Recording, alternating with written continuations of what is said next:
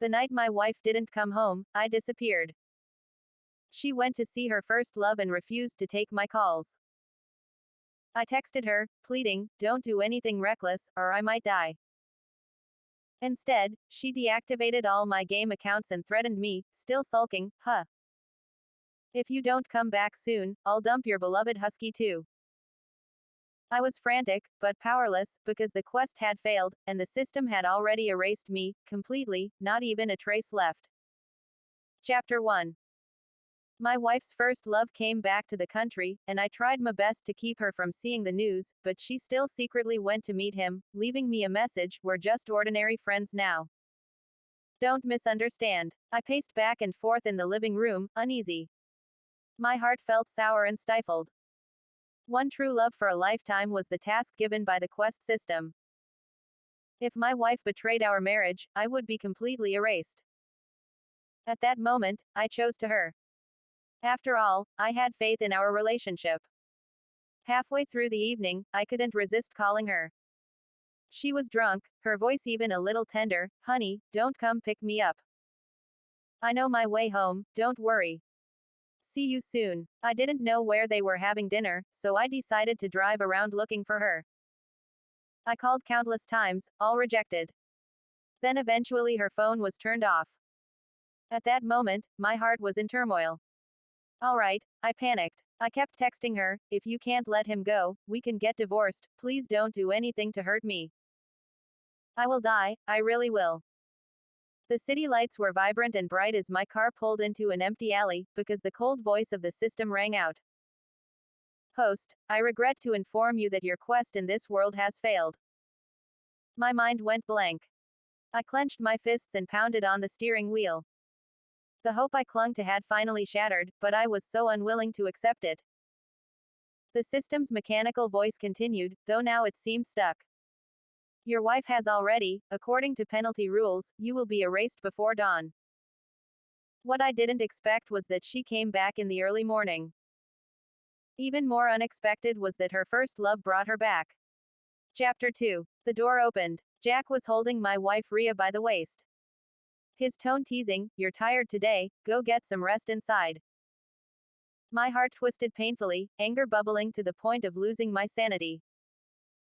I stood up from the sofa, turned on the living room light, and confronted them directly. Rhea, didn't you already sleep enough? What else do you need to sleep for? She froze for a moment, straightened up, and her face turned cold. George, why are you yelling? I drank a bit too much today, that's why Jack brought me back. Even if he drove around the whole city, it wouldn't have taken 3 hours. Besides, arguing about this with her was pointless. Seeing my grim expression, she got angry and questioned me. Since when did you become so jealous, doubting your own wife? Jack leaned lazily against the door, squinting as he enjoyed our argument. I grabbed a vase from the table and hurled it at her. He was the one who left you to go abroad back then. Did you forget? You've been married to me for so many years, did you forget that too? But I couldn't go through with it. The vase veered off, shattering on the floor near her. The burst of glass shards seemed to snap her back to clarity, and she stammered, I really drank too much tonight, and Jack is leaving for good this time, staying abroad for his career, and besides, we've both moved on. If you really cared about my past with him, you shouldn't have married me in the first place, why are you acting like a lunatic now? After hearing that, I let out a soft laugh, I pulled out a cigarette and put it in my mouth, mocking myself, stop pretending. Admit what you've done. The smoke drifted towards Rhea's face, and she frowned, admit what? Jack endured so much hardship alone abroad, what did he do wrong, can you just leave him alone now, I'm begging you, I shrugged, I won't. After all, you won't be seeing me again anyway, Jack laughed, his lips curving in mockery, take your time talking, I'm leaving now, the door closed, Rhea's expression softened, she stepped forward. Wrapping her arms around my neck, lifting on tiptoe to touch her nose to mine, honey, still jealous, relax, you're the one I love most, I lifted her soft body in my arms. Her warm breath on my neck stirred feelings of heat, but thinking of what she'd done with her first love, I let go of her, she fell to the ground with a thud.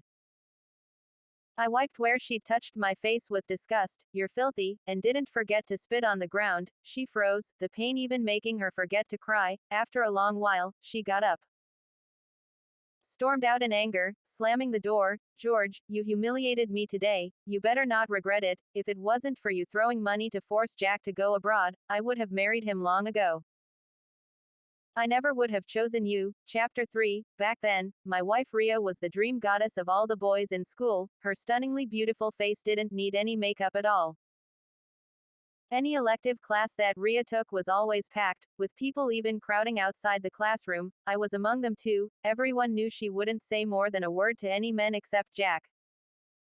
You like her too? Jack approached me back then and handed me a card. Give me enough money to go abroad for research, and I'll give her to you. He just handed her over, despite being my rival.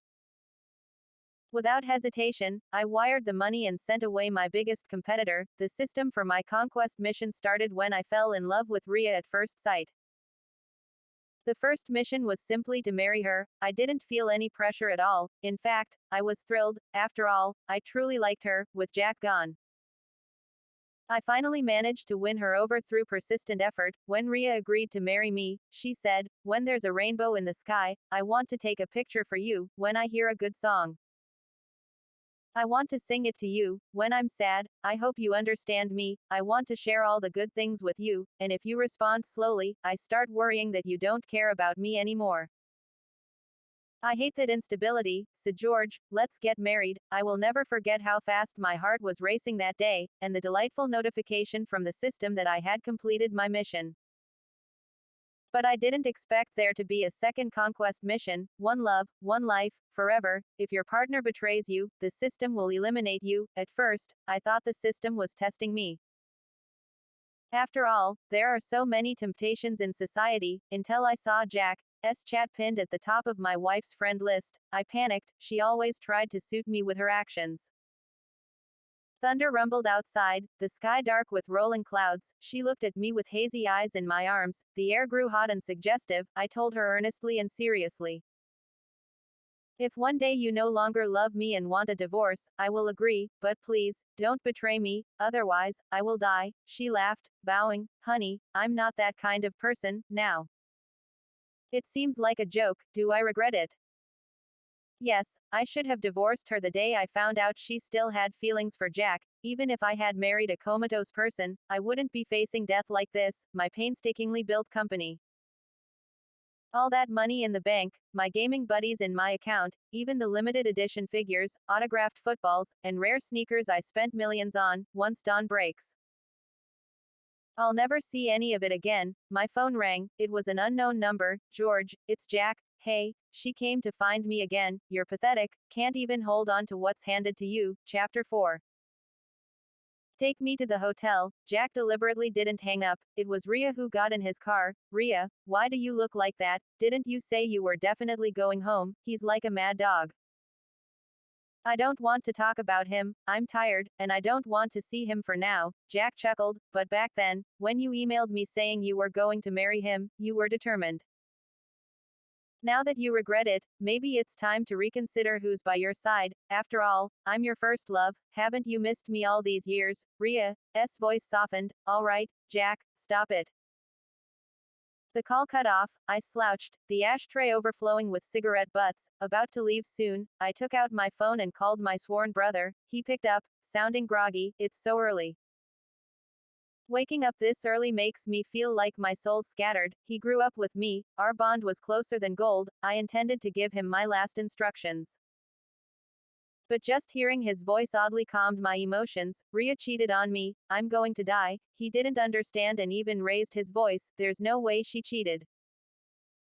Not even a donkey would believe it. She doesn't even look at other men except for you. Jack is back. All right, get a divorce, immediately. You've got money, you're good looking.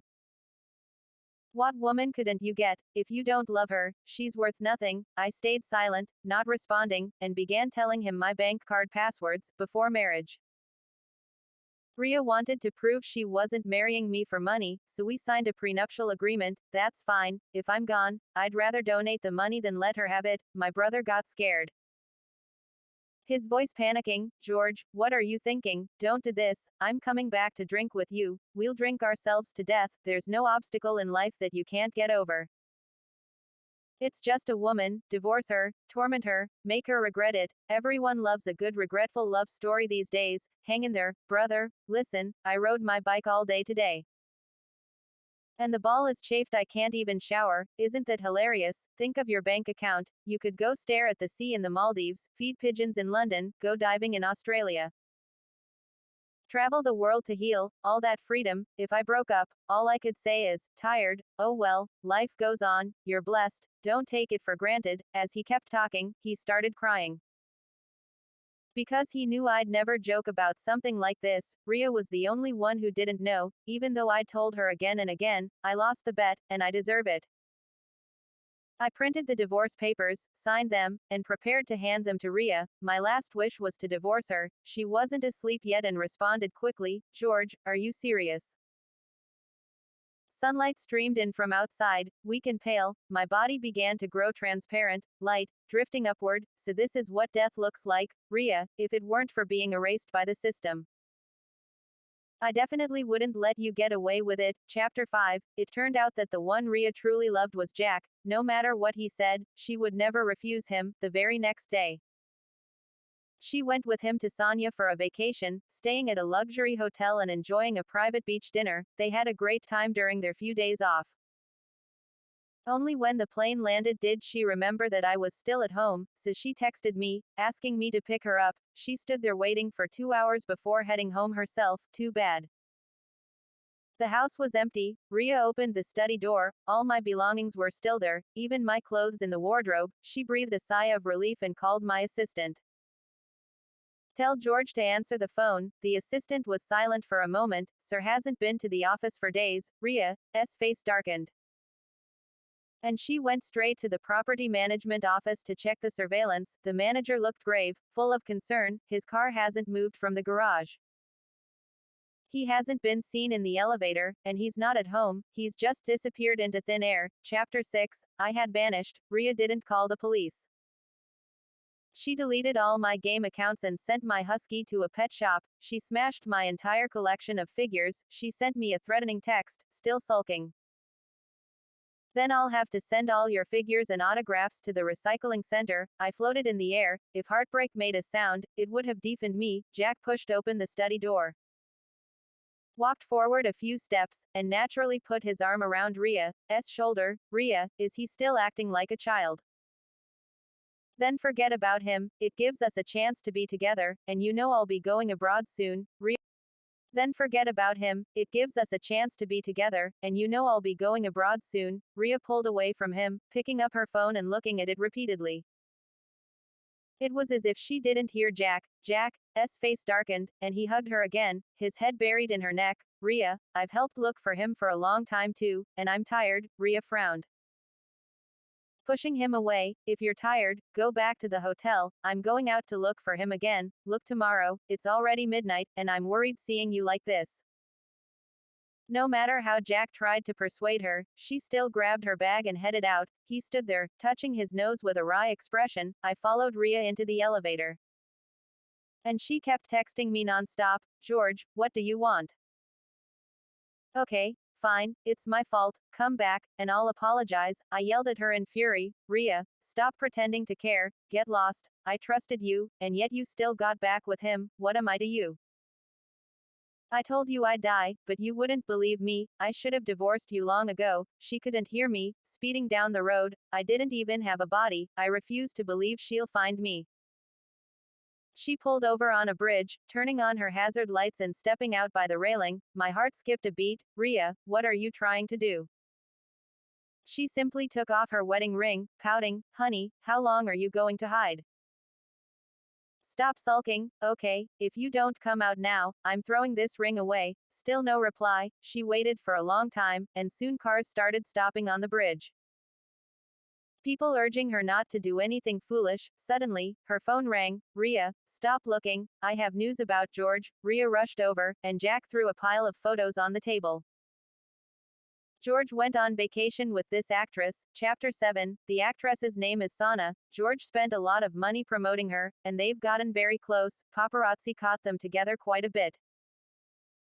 There are also transaction records. I think he's trying to use this to bring up divorce. Jack's tone was full of certainty. I cursed in anger. Bullshit, you're really making up stories for me. Rhea quietly looked through the photos, one by one, her face full of sadness. Jack, go back to the hotel. He hesitated, setting down his wine glass. I want to stay with you. I know you have feelings for me, the door is that way. Her pretty brows furrowed, her voice ice cold. I'd never seen her treat Jack this way. Jack stood up in a panic. Deliberately stepping barefoot on the shards of broken glass, blood quickly seeped out. He clicked his tongue but slowly opened the door. He was betting on whether Rhea would let him stay. Sure enough, a flash of concern crossed Rhea's face. Fine, go sleep in the guest room, but remember to apply some medicine. She really is a fool. Didn't even think about how Jack got those photos and so-called evidence. He'd been abroad for years, yet had this kind of scoop. Jack came out of the bathroom, wrapped only in a towel around his waist. Rhea, where's the shampoo? Can you grab it for me? Chapter 8. Rhea stood up without much thought, opening the bathroom cabinet. What's this? Jack quickly grabbed an unopened box with a meaningful look. Shouldn't this be in the bedroom? Rhea's expression changed. He bought it. He hid it there on purpose. I just wanted to have a child. How is that hiding? And she had promised that once work settled down, she'd start preparing for pregnancy. When we were in bed together, we even came up with several names for the baby. Back then, I truly loved her. I always treated her with care, providing emotional support and thinking of ways to make her happy, hoping that one day we'd have the fruit of our love. Jack didn't put the box back. Instead, he opened it and got closer to her. Can I use it? Rhea blushed. Do what you want. Chapter 9. The small bathroom space was filled with ambiguity, thickening with his words, spreading through the air. I couldn't take it anymore. Damn system. Why not just erase my soul entirely? You can eat crap, but you can't just hop into someone's bed. I have no interest in this kind of thing. Was this next scene meant to make me explode from anger? I regret not taking them both down in those final hours. Jack used my entire set of skincare products, wore my pajamas, and as if sensing my presence, provoked me. Haha, see. Aren't you just a clown? The wife you cherished is still beneath me. The things you can't use, I'll use for you. Suddenly, I understood. No wonder Rhea couldn't forget him all these years. He was the one who came to me for money, yet he claimed that I'd used money to force him away. A true snake, two-faced. He didn't forget to spritz some cologne. Preparing to open Rhea's bedroom door, but it was locked. Rhea, didn't you say I could use it? Rhea's drowsy voice came from inside. Take it, George and I don't usually use it anyway. Don't knock if there's nothing important. I'm tired. Jack was furious, murmuring darkly. As if sensing my presence, you'll be mine sooner or later. He retreated silently to the guest room. The next day, Rhea dressed in designer fashion, paired with jewelry worth millions, and went to Sana's agency. Even more dazzling than her jewels was her beauty. Everyone at the agency panicked, thinking she was some major star. In truth, I wasn't very close to Sana, the popular actress. We only worked together once or twice. Her image was just right for an endorsement, and during our work together, she was obedient and easygoing, without any celebrity airs.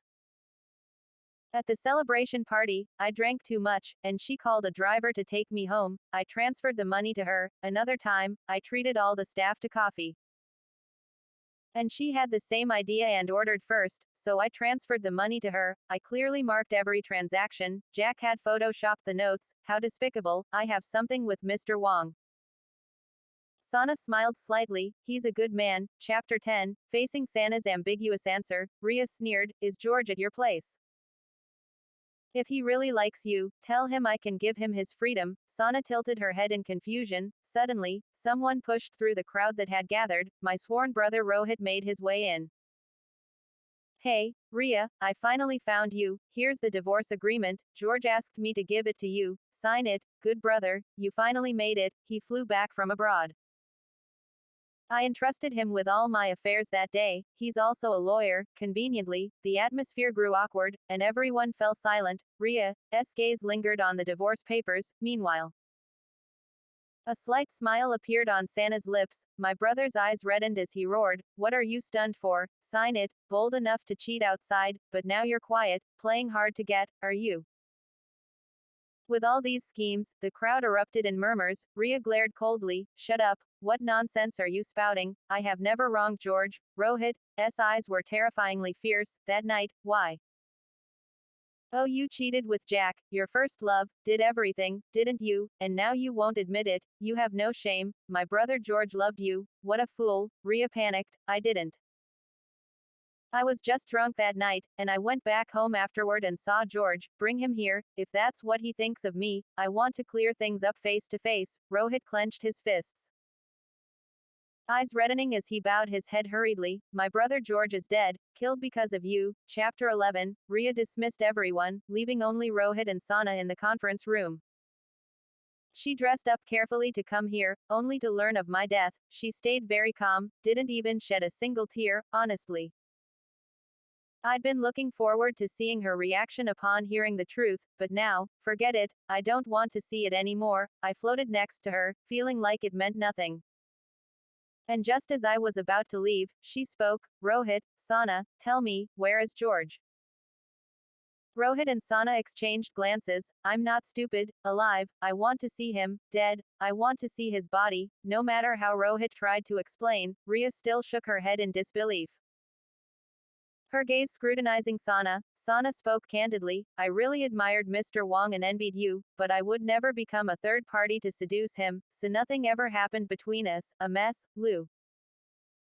Can't you find anyone else to suspect me, who's only met him a few times? It seems he really was as rumored, uninterested in women." Ria, listen, my daily life revolved around you, work, and walking the dog. Staying here wouldn't yield anything more, and Ria seemed ready to and walking the dog, staying here wouldn't yield anything more, and Ria seemed ready to drop it, but Rohit remained on the sofa, crying his eyes out. "Why don't you believe it? He's really dead.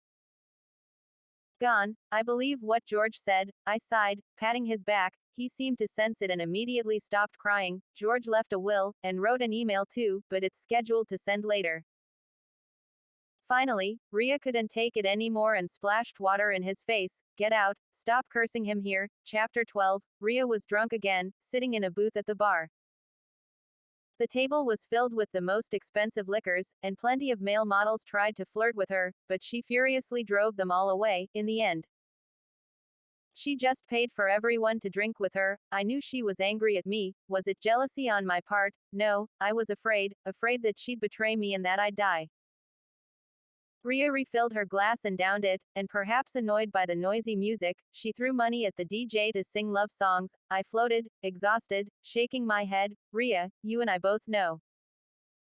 Why are you getting drunk here?" She smiled self-deprecatingly, as if answering me. "When will you finally come to see me? I spent so much money hiring people to find you. And yet you disappeared so seamlessly, really vanished from the world. Fine, if you still don't come back, I'll truly leave you." Jack appeared, annoyed, and drove away the male models around her.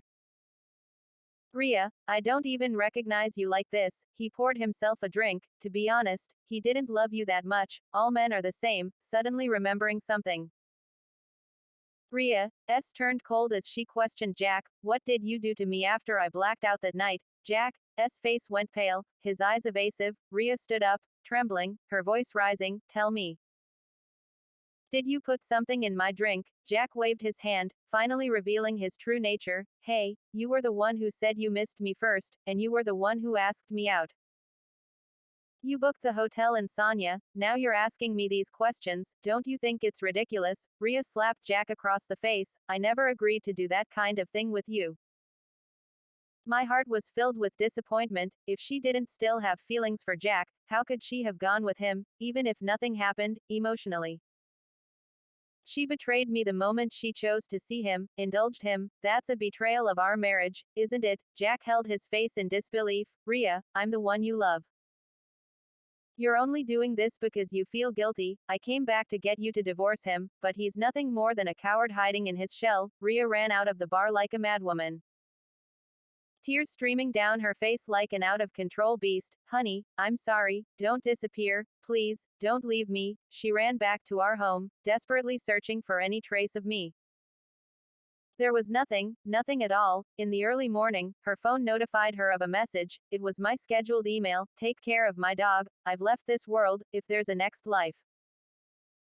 I hope to never meet you again. Rhea couldn't help but scream, breaking down completely. No way. People can't just disappear without a trace. I don't believe it. I don't believe it. Chapter 13. Rohit entered after typing in the password, and seeing Rhea sobbing uncontrollably, he snorted in disgust. He had already brought my husky back. The dog now followed behind him, wagging its tail enthusiastically. Actually, Rhea and I found this husky on the side of the road. Back then, flies were already circling its body. It looked barely alive, on the brink of death. When it saw someone approaching, it struggled to stand but couldn't, only managing to wag its tail slightly. That sight deeply moved me. I decided to take it to the hospital, no matter the cost.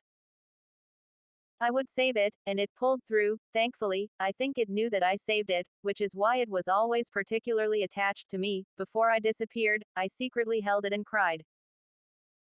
It didn't understand a thing, cautiously licking the tears off my face. I thought then, after pampering my wife for so many years, even a dog showed me more loyalty. I poured so much money, thought, and love into Rhea. If not for me, after graduation, she'd have struggled without end and never achieved her current status. Rhea asked, what did he say before he disappeared? Rohit replied with a stern face. He said he was bound to some kind of system, and if you betrayed him, he would be erased by it. Rhea, he stayed by your side, risking death.